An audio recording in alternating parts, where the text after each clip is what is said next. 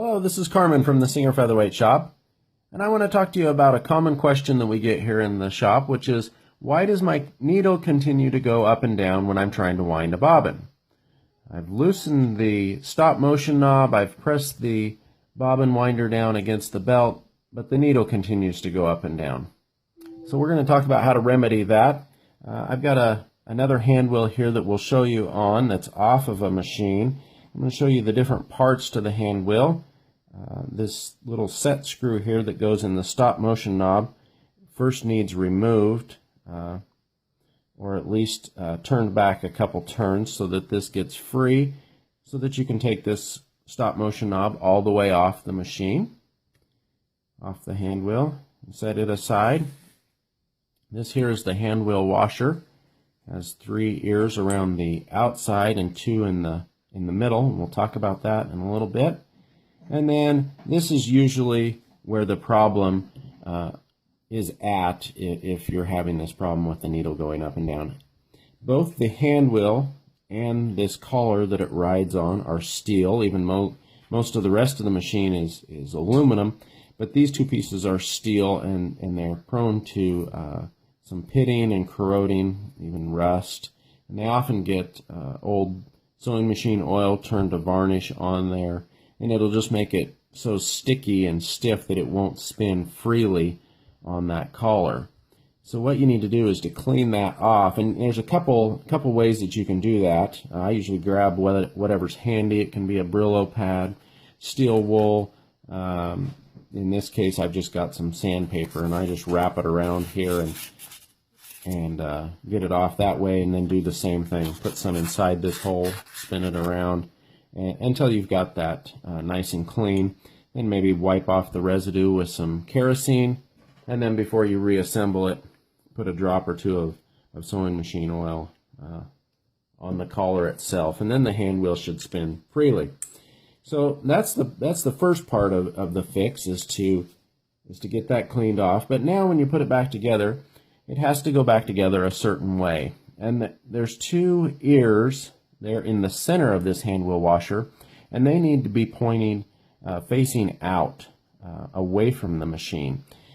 This collar that it goes in has these 2 grooves, and so it naturally looks like those should be going in, but they don't. They need to go out. And what happens is when they're out like that, and you screw the stop motion knob all the way down, it presses against those 2 ears, and it locks the machine so that then when the belt is spinning the hand wheel, that it's actually driving the whole machine.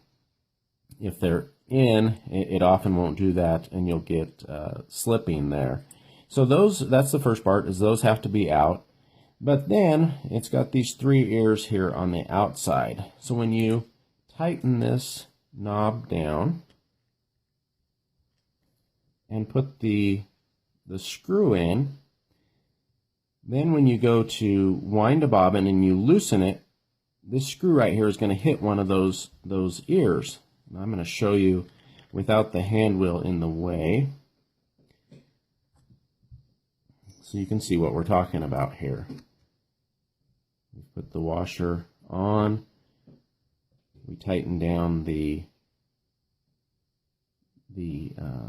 knob here, and I just happen to, because you got a 50-50 chance, I happen to put it on the right way. So now when you tighten this screw down and it's on your machine and everything's tight and the machine's working fine, when you go to wind a bobbin, if you loosen this, that end of that screw will come back and hit this little ear that sticks out there. And so what that ear does is it just keeps the stop motion knob from coming completely off your machine every time you try to wind a bobbin. But I'll show you what happens here if it's on 180 degrees the wrong direction.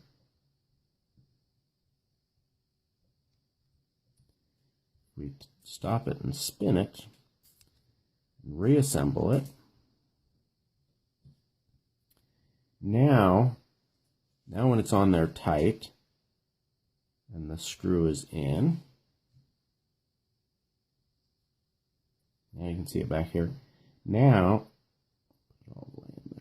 when we go to back up, it hits that right away and it won't loosen the knob far enough to take the pressure off the machine.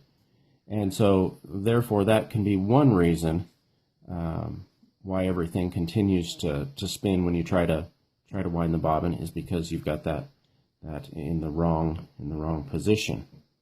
So it's important to have that so that you can get that 1/3 turn